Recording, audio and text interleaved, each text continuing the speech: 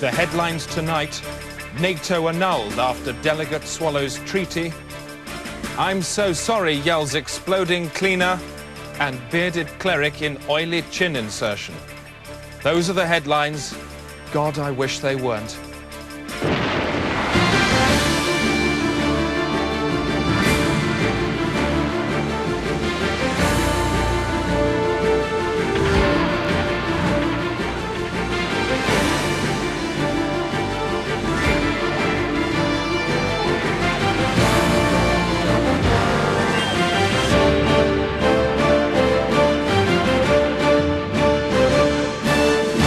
Top gits tonight. News presenter sacked in attempt to sell house to David Owen. 75,000, would that be enough, do you think? And spiders will never speak, insists ambassador. I don't think so myself. I should be very surprised if they did it in public, and I should be equally surprised if they did it in private. There's growing evidence this evening that suspects held in police cells are being eaten by police. This report from Ted Moore has that story. 4 men vanish overnight from a Reading police cell. The next detainee complains of a drain blocked with caked blood and pieces of fat on his floor. A drunk man in Chatham is banged up for the night and has his arm punched full of holes. He says the police tried to fill his arm with garlic.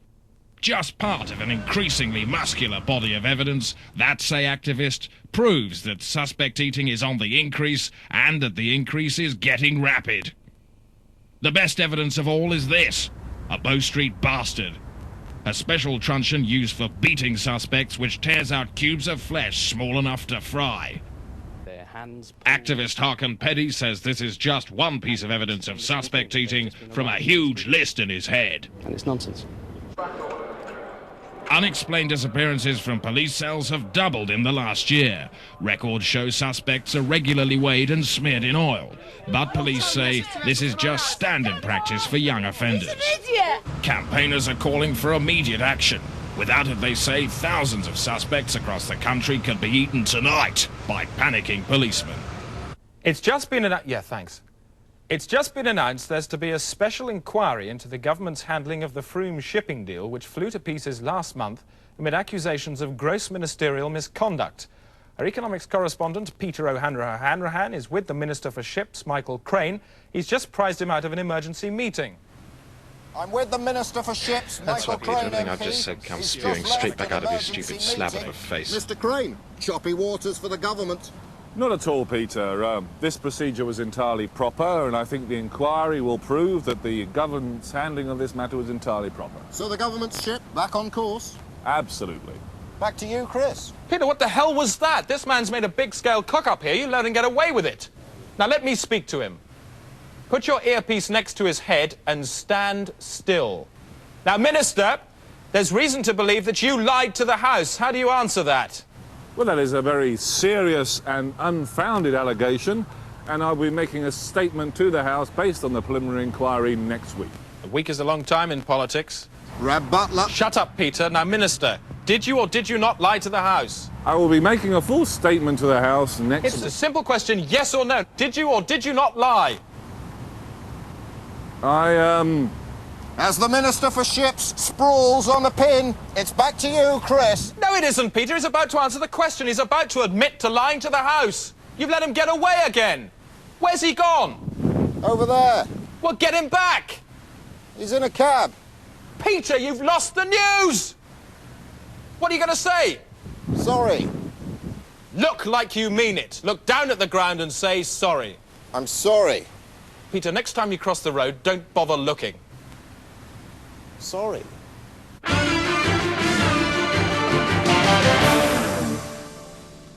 Travel now from Valerie Sinatra in her pod a mile above the centre of Great Britain. Valerie, talk me some road. Well, you're gagging for it, Chris, so here goes. The M4 between Reading and London is still solid. That's due to the lorry driver having shed his skin across 3 lanes, so watch out for oily patches there. The M40 southbound still slow due to that earlier large accident. Police reckon they should have finished bagging and labelling everything by about midnight. Meanwhile, mobile vehicle crushers are in operation in Cardiff on red line routes. So if you're illegally parked there, they will crush your car to the size of a Satsuma and simply hand it back to you. I love Satsumas. Well, so do I, Chris, but I don't think I'd like to drive one. Yeah, but I bet if you did, you'd do it really well. Finally, a look at the capital, which is London. Worse than ever tonight, I'm afraid. Lots of cars on Oxford Street being slowed down by their own lights. So I'm afraid your fast, speedy sports car, no use to you at all tonight, Chris. Thanks very much indeed, Valerie, and I'm sure Alan will agree she certainly is one for a fast car. She certainly is. I prefer something a little bit more comfortable myself. Ah, well, with me, Alan, it's comfort and speed every time. Well, a fast car's a safe car. Of course, in the States, we drive a whole lot slower than you guys. Actually, I think statistically, slower cars are actually more dangerous. Yeah, but you can't be saying we should get rid of the speed limits. No. That's what I'm saying. Now the sport with Alan Partridge. Thanks, Chris. And it's a special desk of sport this week as we look forward to all the sporting action that will take place in this year's 1994 World Cup finals in America in Alan Partridge's World Cup Countdown to 94. Goal! Yes, yes, yes, yes, yes, yes, yes, yes! That was a goal! Goal! Striker! Eat that! And another! Bing bang, stick it in! Thank you and good night! Twat! That was liquid football! Shit! Did you see that? He must have a foot like a traction engine! Goal! Well, it's going to be 3 weeks of non-stop action, and to help us along and add a little bit of colour and fun to the proceedings, I've got with me a soccer meter. What's that, Alan? Well, I'll tell you, it's very simple. It's to explain the group system. Now, first of all these long arms here, these long signposts, are the venues where the matches will be played. Dallas, San Francisco, Los Angeles, and so on. If you look at me from above, you can see that these are the group. This is the group system. It's 14 groups: A, B, C, D, E, F, G, H, I, J, K, L, M, N, and there are 4 rounds. There's round 1, the red round, yellow round, blue round, red round again. That's my colour coding, not FIFA's. You won't find that with FIFA.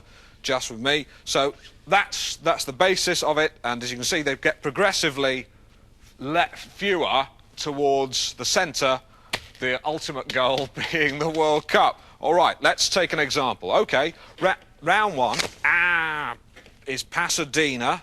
Let's say it takes place in Pasadena between Chile and Paraguay, something like that. OK, and then we're through to round 2, which is, let's say it's San Francisco. We've not got much time here. San Francisco, and that goes through to Orlando. So let's take it round to Orlando there. Let's move those out of the way. Where's San Francisco? Right, just going to find San Francisco. Where is it? There it is, right. So San Francisco have played Orlando, and then we're through to round 3, Los Angeles. It's not written. It's not written on that side. It should be, but it's blooming not.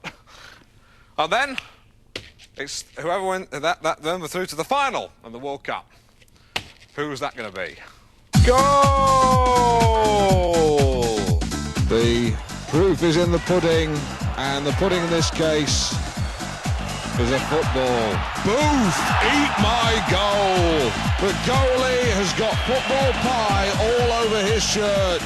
I'm Alan Partridge, and that will be my World Cup 94. You can come too. Join me. Thanks, Alan. More sport from you later. Absolutely, Chris. With a bit of luck, we'll have Sandy Lyle on the line. America now. Oh. If you have a baby in the States, you may well be in for a bit of a surprise when they yank it out. Barbara Wintergreen reports. San Spirito, California, where Americans keen to brood but too busy to breed pay for a prosthetic pregnancy. This is a natus, a plastic disc implanted inside the womb which expands to give the sensation of labor without being sentenced to children. And there she is. Can you see her at the top there? There she is. Say hello. That's lovely. The cervical substitute is the Formica brainchild of doctors Bill McVitie and Mortimer Marcus. Isn't that extraordinary? Starts out like that, it ends up like that. Isn't that nice? Within the woman's body. Absolutely. Comes out just like this. Woo! At this fallopian factory, people come for a credit card conception. The price includes labor and delivery, and there's a hefty surcharge on the discharge. Among the thousands of proxy parents forking out for this flexible fetus are Anton and Lally Sampson.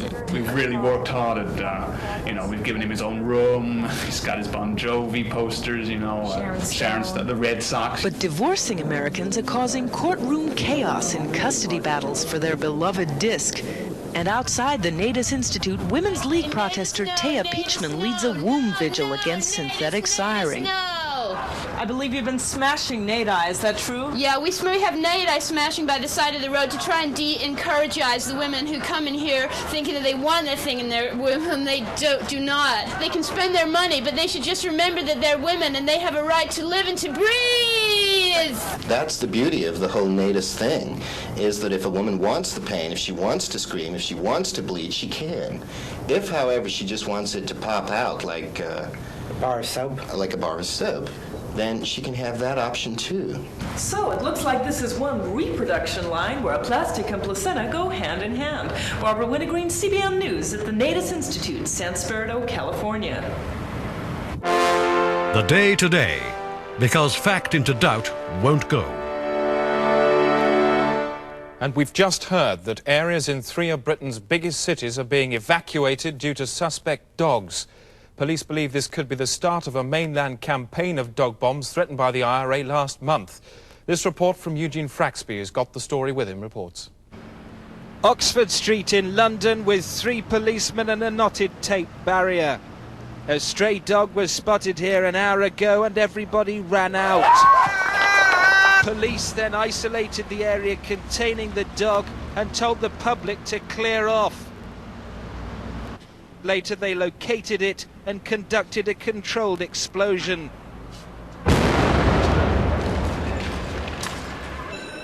But as the remains were being taken for laboratory tests, a second dog ran out from the crowd. It could have been a bomb. The police had no choice. It was over in seconds. A dog and 3 people dead from guns.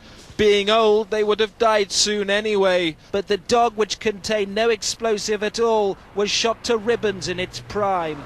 By 6 o'clock this evening, a monument had been built, marking the end, perhaps, of the relationship between man and dog, which today went from this to this. The only way police can neutralize bomb dogs is to spray them with a resin coating which hardens instantly to contain any explosion. The inside of the bomb dog is obviously destroyed, but the outside stays the same shape. However, if the underside is not covered, a highly directional blast launches the animal vertically to a height of over 1,000 feet. Coming up, new explosive sus laws mean any domestic dog is now a potential hazard. And an eyewitness who was caught up in more bomb dog chaos. Shooting one policeman in particular I saw, it went, No!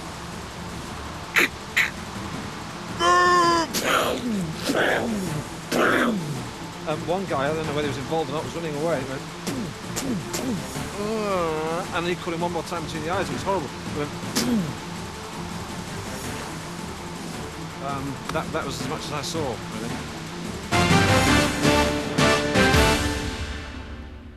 7 more dogs have gone off in the last 10 minutes. Eugene Fraxby. The 4 hounds exploded in central London without warning, all within yards of government buildings. The Prime Minister put on a brave face, but for many like Tory whip Peter Goodright, the time for calm words is over. An absolute fucking disgrace. These inhuman, sit-for-sales cocksuckers have no place here. In my considered opinion, They are Journalist David Mellor added little of interest. An insolent contempt for public opinion. And for Junior Health Secretary Paul Mann, words alone could not express his anger. Police are on the alert again this evening and have cordoned off a man in Piccadilly. It's believed he may have eaten a suspect dog last night and could now go off himself. Sinn Féin have so far denied they are backing the campaign. Earlier today I spoke to their deputy leader, Rory O'Connor, who under broadcasting restrictions must inhale helium to subtract credibility from his statements. So what's your initial statement? These incidents are inevitable given the position of the British government. You do support this campaign then? The IRA have been forced into this position. So you do support this campaign of violence? The IRA... Sinn Féin is a legitimate political party. Which supports terrorist action. Your tone is antagonistic and you're making me very angry. And since we conducted that interview, all sides in the conflict have had a meeting and have sorted everything out. The Day-to-Day is now available in these fine locations. The night sky over Paris. The International Hackenbecker Building in Chicago. The wall of Cheops Pyramid at Giza. And the handles of 400 million petrol pumps across the globe. The huge success of the BBC's new soap opera The Bureau has now spread to Italy. Voglio parlarne adesso, parleremo più tardi. Questo per me va. They've got a daytime discussion show there devoted entirely to it. It's called Bello Buretti, and it stars the wagging tongues of hosts Carmena Zo and Pulcazina McRae. Ma tu sei in crisi, eh? No. Ah, siete da bravo! Ah, de grande porca! Porca, ah, sei bravo, Maria! Más diferente. Gentil es muy masculino. Ultimación de la masculino. Non un spettacolo di burattini sul lungomare a Margate. So much for the Euro Bureau. Meanwhile, back here in Britain, a nation holds its breath tonight for the 2000th edition. Burro.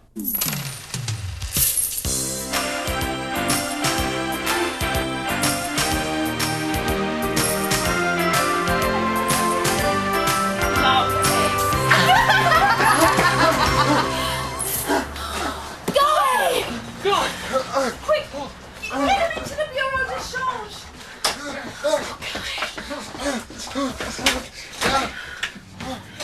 What happened? Who did this to you? I don't know, I didn't see. I'll get him. I'll get these evildoers. No, Alex, violence solves nothing. Why did they do this to me? Just because I'm gay? I'm gay. I'm gay. What? It's Guy, Mr. Hennity. He's been attacked. Yeah, I know. What did you say? I said I'm gay. You're fired. What? I'm warning you, Jack Hennity. If Guy goes, we all go. Yeah? Yeah. Yeah. Go on then, walk. The lot of you, walk. I've got people queuing up to work inside this Bureau de Change. Right. Right. I'm going. Me too. I don't even work here. Yeah, go on, you go and all. But just you remember what you said. Maria! Maria!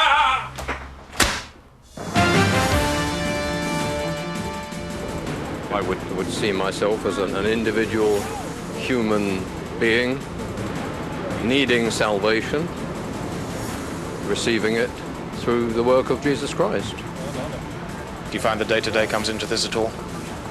Well, how can it not? It is day-to-day.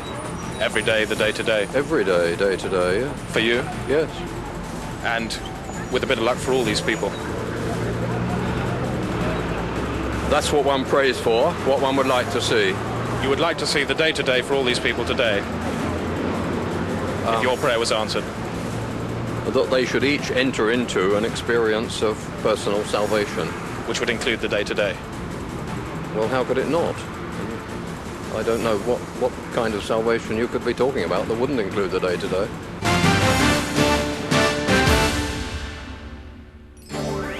Enviromation from me, Rosie May. An international ban on the hunting of waves has finally been introduced. Waves have been used for centuries to pull cars in small countries, but are now facing extinction. Over 1 million specially farmed waves are to be released into the wild this winter. Man has finally harnessed the cooling power of worms to drive a fridge. The worms inhabit an internal piping system cooling everything as they go. Cramming in more worms lowers the temperature. Worms. I'm Rosie May. My milk is green. Come drink me. Tomorrow, the Home Office release a new series of videos designed to help young people with everyday problems. They're produced in association with the Day Today, and this is the first. Salted! Salted! Salted! Yeah! Salted! Hello, I'm Graham. And I'm Crispin. And today we're going to show you how to deal with a relative who's just died in your house. Let's go. Oh, look, Dad's dead. Oh, bugger. Hello, Dad. Are you dead? Right then, what you'll need is some vinegar, an oven glove, 2 ping pong balls, fresh, books, some butcher's grass, super glue, some bungee, a salad spinner, and a chisel. 1 chili chisel and a packet of fresh, please. First, embalming. a cup of vinegar, bit of shoe polish on the wrists, and inject the corpse thoroughly with fresh. Now he's ready for the coffin. But don't forget, wash your hands. It's the end of your dad as you... Now he's unburied, now he's not. Leave her up a nearby paving stone. Scratch on the name. Write the name on the stone, so Pim can see what's in the ground. And make way for the priest. For your bouquet, stick your chisel into your salad spinner. Plunge it into the mound. Flowers! Sorted! Unless, of course, you're a Muslim. Muslim! Yeah! Now with the rest of today's news, Chris, thanks. It's 8 o'clock. This is the Day Today. The main stories so far. The Libyan leader Colonel Gaddafi has plunged southern Europe into crisis by kidnapping Crete and towing it to a secret location off the Libyan coast. Crowds in Tripoli welcomed the news, a delighted Gaddafi waving like a girl.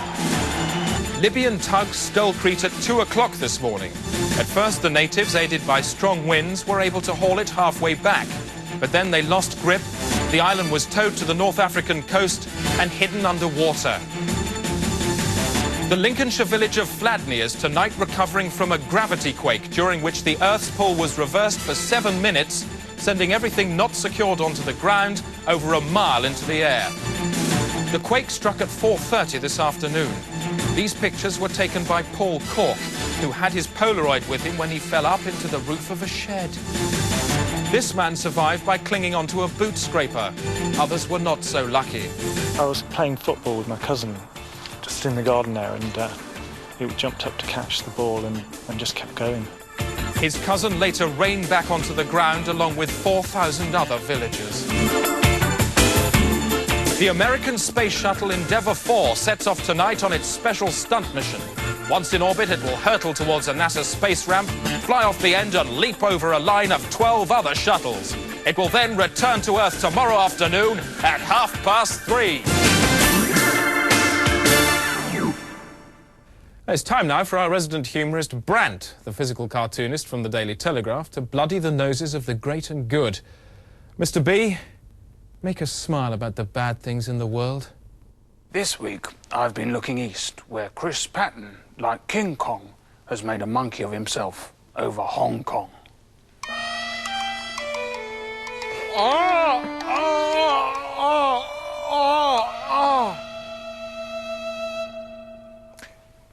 An old man stands naked in front of a mirror eating soup. He is a fool.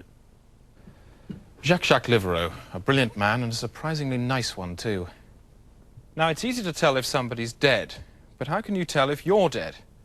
Some people have lived to tell the tale. In a short film we've made.